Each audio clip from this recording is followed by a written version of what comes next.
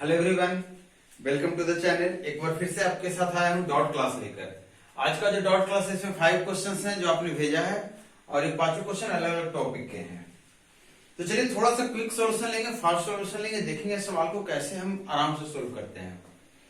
देखिए जो पहला सवाल है आपके स्क्रीन पे देखिए, सवाल क्या कह रहा है। सवाल कह रहा है कि 3 आदमी हैं एबीसी और ये किसी काम को एक साथ मिलकर करता है। इसके करने में एक बात कही गई है कि तीनों मिलकर जब एक साथ काम करता है, ए है, बी है और सी है, बोला कि तीनों मिलकर जब एक साथ काम करता है तो ए जितना समय लेता है उसकी तुलना में 6 घंटा कम समय लेता है। मतलब तीनों मिलकर जितना समय ले रहा होगा उसकी तुलना में ए 6 घंटा ज्यादा समय ले रहा होगा, क्योंकि ए से तीनों मिलकर 6 घंटे ज्यादा समय ले रहा है। मतलब जितना समय ले रहा होगा उसमें 6 घंटे ज्यादा समय कौन ले रहा होगा? ए ले रहा होगा। बी के बारे में बोल रहा है कि बी की तुलना में तीनों 1 घंटा कम समय लेता है। मतलब तीनों की तुलना में बी 1 घंटा ज्यादा समय लेता है। फिर बोल रहा है सी अकेले काम करने के लिए आवश्यक समय से आधे समय में पूरा करता है। सी से जब तुलना करता है तो जितना समय सी लेता है उसके आधे समय में तीनों मिलकर काम कर लेता है। अब आधे का फंडा टाइम एंड वर्क में बड़ा अच्छा समझना है। मतलब एक एग्जांपल लेता हूं मैं कि मैं अगर किसी काम को 10 दिन में कर रहा हूं, आप भी 10 दिन में कर रहे हैं, तो हम दोनों मिलकर कितने दिन में करेंगे? आधे दिन में करेंगे, आधे समय में करेंगे, मतलब 5 दिन में करेंगे। तो मेरा कहना है ये कि अगर ये जितना समय ले रहा है इसका आधा समय कौन ले रहा है? ये ले रहा है। इसका मतलब ये जितना समय ले रहा है इसका आधा समय ये ले रहा है। क्लियर? अब खुद आप बताइए कि सी अगर 2x समय ले रहा है और a प्लस बी मिलकर कितना समय लेगा? क्योंकि तीनों मिलकर कितने दिन में ले रहा है? x। तो समय आधा कब होता है? जब दोनों बराबर समय लेता है। मतलब सी जितना दिन ले रहा है उतना ही दिन लेगा a प्लस बी, और दोनों मिलकर कितना दिन में करेगा? दोनों के आधे दिन में करेगा। मतलब सी 2x है तो a प्लस बी भी 2x होगा और सी कितना हो जाएगा? x। क्लियर है? अब यहाँ पे अगर सी 2x a देखिएगा तीनों मिलकर x दिन में ले रहा है तो ये कितना हो गया? अब एक अकेला x प्लस 6, तीनों मिलकर x दिन में ले रहा है, काम कर रहा है, तो b कितना हो गया? x plus 1। अब आप नॉर्मल लगाइए कि दो लोग हैं a और b, दोनों मिलकर काम करते हैं तो कितने दिन में करते हैं? आपको बताया हूं कि a और b अगर दो आदमी हैं अलग अलग काम कर रहे हैं a दिन में और b दिन में, तो दोनों मिलकर कितने दिन में काम करते हैं? ए बी बटा ए प्लस बी दिन में। दोनों मिलकर कितने दिन में काम करेंगे? ए बी बटा ए प्लस बी। तो यहां से ए बी गुना करेंगे तो कितना आ जाएगा? एक्स स्क्वायर प्लस 6 और 1 7x और प्लस 6 बटा दोनों को जोड़ेंगे तो क्या हो जाएगा? 2x plus 7। अरे कितना आना चाहिए? दोनों मिलकर कितने दिन में कर रहा है? 2x दिन में। अब इसको सोल्व करेंगे तो कितना आ जाएगा? X square plus 7x plus 6 और इधर आएगा 4x स्क्वायर प्लस 14x। एक स्टेप और लेते हैं हम, इसको सबको उधर ले जा रहे हैं तो आ रहा है 3x square plus 7x minus 6 बराबर 0। 6 और 3 को गुना करेंगे 18 और 18 को 2 पार्ट में तोड़ेंगे, अंदर कितना आना चाहिए? 7। तो कितना आएगा? माइनस 9 और माइनस 2 आएगा। लेकिन हम क्या करते हैं, इसको 3 से डिवाइड करते हैं। जो सबसे बड़ा टर्म होता है उसके कोफिशिएंट से जो गुना किया रहता है उसके साथ नंबर उससे डिवाइड करते हैं और साइन चेंज करते हैं। तो ये माइनस में चला जाएगा और ये बन जाएगा प्लस में। मतलब x की वैल्यू 2/3 आई। हमसे पूछ रहा था a और b मिलकर कितना दिन में काम करेगा, तो 2 गुना 2/3 और कितना आ गया? 4/3 दिन में दोनों काम करेगा a और b मिलकर। ये सवाल आपसे पूछ रहा था। नेक्स्ट सवाल आपके सामने जो है इसको देखिए, सवाल पढ़िए आप।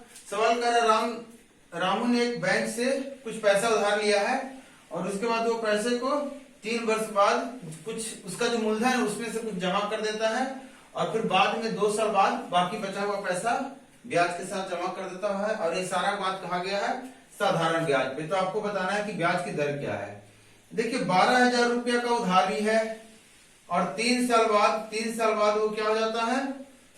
6500 रुपया जमा कर देता है मूलधन का। मतलब मूलधन हमारा 12,000 प्लस 3 साल का कुछ ब्याज भी बना होगा जो मैंने ये लिखा है, और पैसा बचा कितना? तो कहेंगे 5,500। और इसको फिर से 2 साल बाद इसमें कितना पैसा हो जाएगा? तो कहेंगे 5,500 पे ब्याज मिलेगा और पुराना ब्याज हमारा ये रहा और प्लस ये जो ट्रायंगल बनाया हूं ये बताया हूं कि इस पे जो ब्याज मिला है ये है ट्रायंगल हमारा, और इस पे जो ब्याज मिला है वो ये ट्रायंगल है। क्लियर है? इस पे 3 साल का ब्याज ट्रायंगल दिखा रहा है और इस पे 2 साल का ब्याज इस ट्रायंगल को दर्शा रहा है। और ये वाला ब्याज कॉपी हुआ है यहाँ पे, क्योंकि पहली बार जब उसने जमा किया था 6,500 तो सिर्फ ब्याज जमा की, मूलधन जमा किया था, ना कि ब्याज। क्लियर है? और साधारण ब्याज में मूलधन पे ही ब्याज लेते हैं, मतलब ये जो मूलधन है इस पे हम ब्याज लिए इतना आया, और मूलधन में अगर इतना जमा कर दिए इतना हमारे पास बचा, अब इसी पे ब्याज मिलेगा अगले साल, क्योंकि यही मूलधन बचा हुआ है। बाकी जो ब्याज बचा हुआ है, यहाँ पैसा टोटल कितना बचा हुआ है, इतना बचा हुआ है, लेकिन ये ब्याज है तो इसपे तो ब्याज मिलने वाला नहीं है क्योंकि साधारण ब्याज है, तो इसी मूलधन पे ब्याज मिलेगा जो कि मैंने ये लिखा है। और आखिरी में वो 9,260 रुपए का भुगतान करके हिसाब बराबर कर लेता है। तो आपको ब्याज की दर बतानी है, तो कैसे सवाल को सोल्व करेंगे? सिंपल सा लॉजिक लगाइए कि अगर 9,260 रुपए जमा किया है, इसका मतलब कि टोटल ब्याज कितना जमा किया है, तो ब्याज टोटल कितना जमा किया है, तो इसको माइनस कर देंगे इसमें से, तो कितना आ जाएगा, 0 आ जाएगा, 6 आ जाएगा, 7 आ जाएगा, और यहाँ कितना आ जाएगा, 3।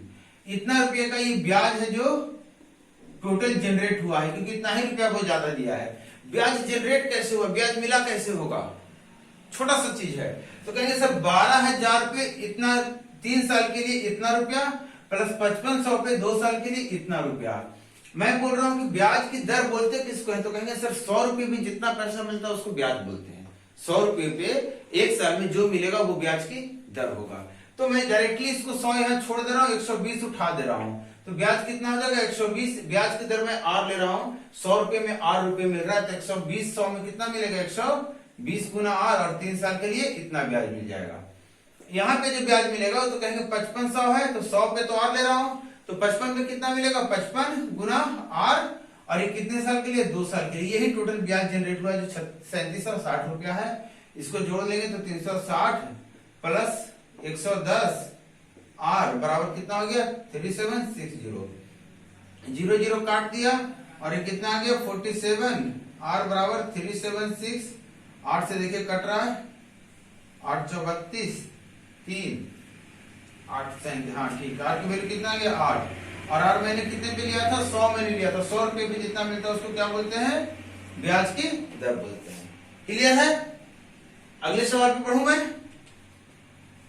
जिनको भी सवाल पूछना है डाउट क्लास में, जिनको भी वीडियो सॉल्यूशन चाहिए एक्सप्लेनेशन के साथ, कि कम समय में सवाल को कैसे बनाएंगे, कैसे सवाल को हम एग्जाम में सोल्व करेंगे, एमटीएस का एग्जाम आपके सामने है, तो आप सवाल भेजना शुरू कीजिए, सेट प्रैक्टिस लगाइए, सवाल भेजिए, और आपका भी सवाल क्लास में इंक्लूड किया जाएगा। एक और सवाल जो आपके सामने है, देखिए क्या है। सवाल कह रहा है, रमेश 760 किलोमीटर की दूरी कुछ रेलगाड़ी द्वारा और कुछ कार द्वारा चलता है।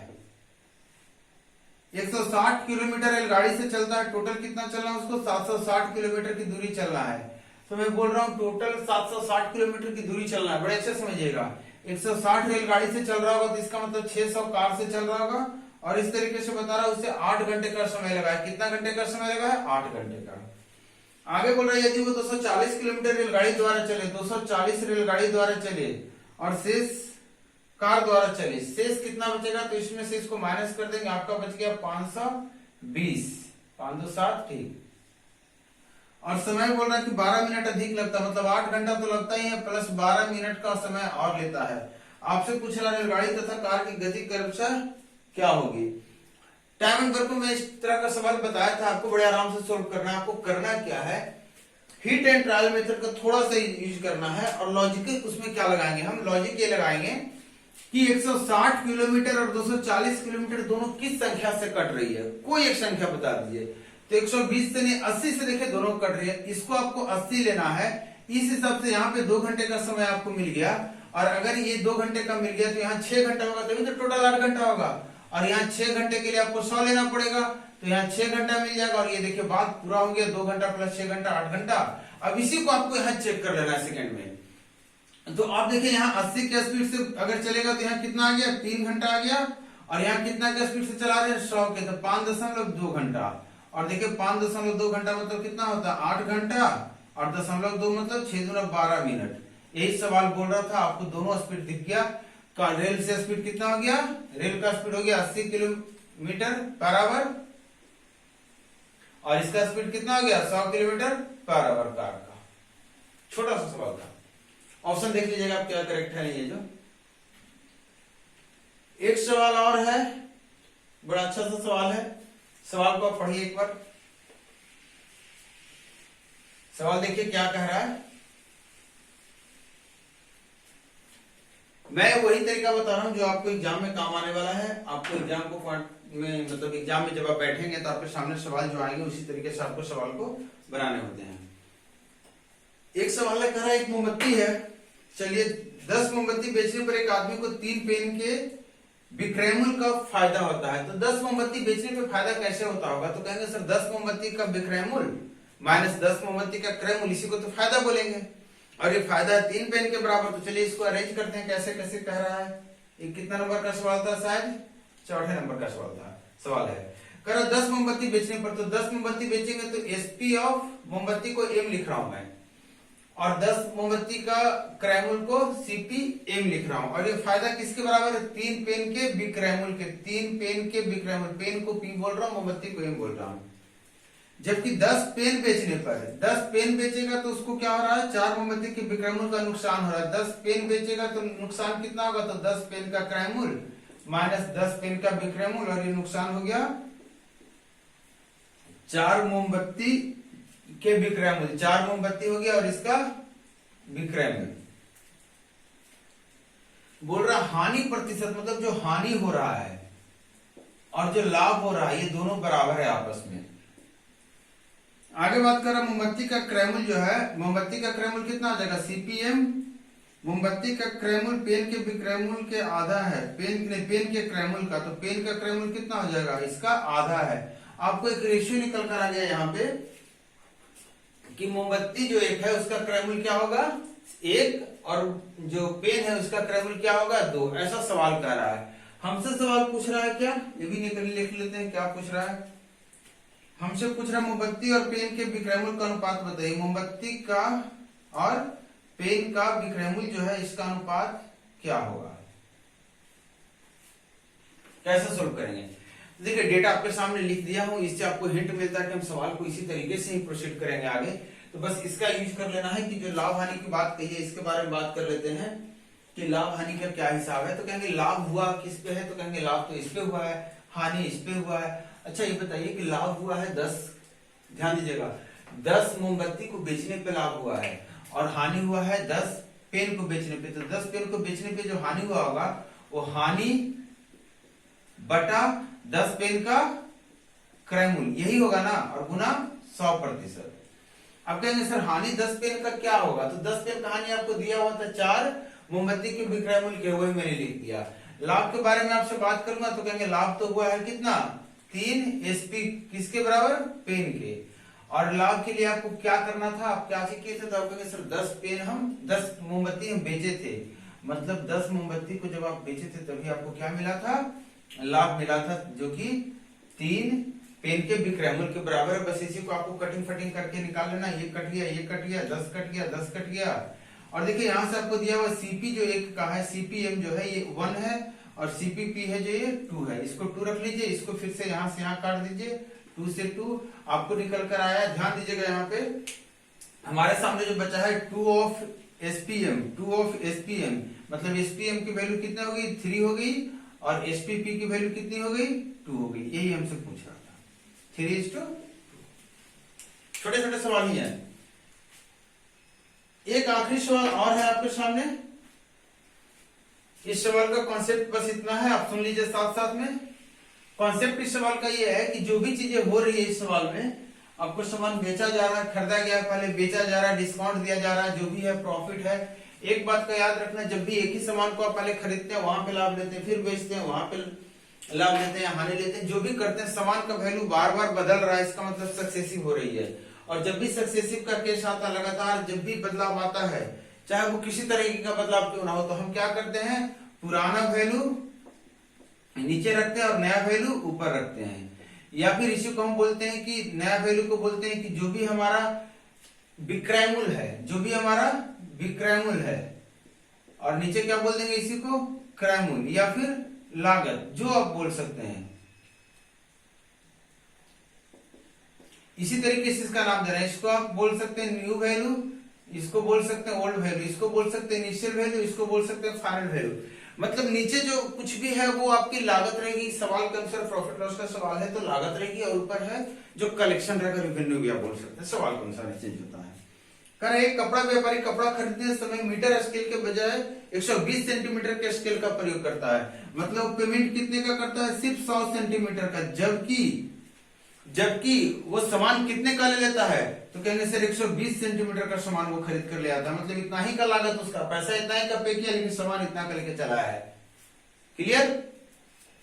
फिर बोल रहा परंतु कपड़ा बेचते समय 80 सेंटीमीटर का स्केल का प्रयोग करता है। मतलब कस्टमर से पैसा कितने का लेता है? तो कहेंगे सर 100 सेंटीमीटर का। इसके पास कलेक्शन कितने का रहा है? 100 सेंटीमीटर का।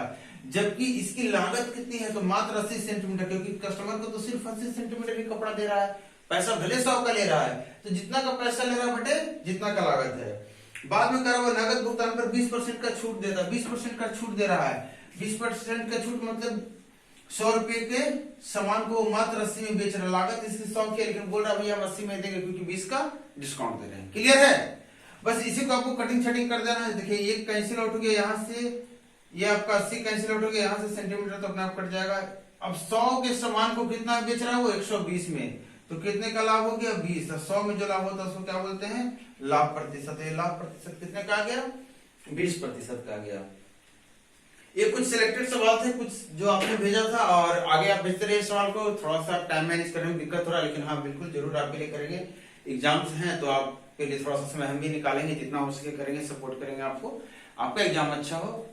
और एक बार फिर से आप सबको बोल रहा हूँ, वीडियो को शेयर करना ना भूलें, चैनल को सब्सक्राइब नहीं किया तो सब्सक्राइब कीजिए, पहुंचाइए लोगों तक वीडियो। ऐसे ही मिलते रहेंगे, आपके सवाल सोल्व करते रहेंगे, आपके लिए कॉन्सेप्ट, आपके लिए टॉपिक लेते आएंगे। मिलिए नेक्स्ट क्लास में। Thank you.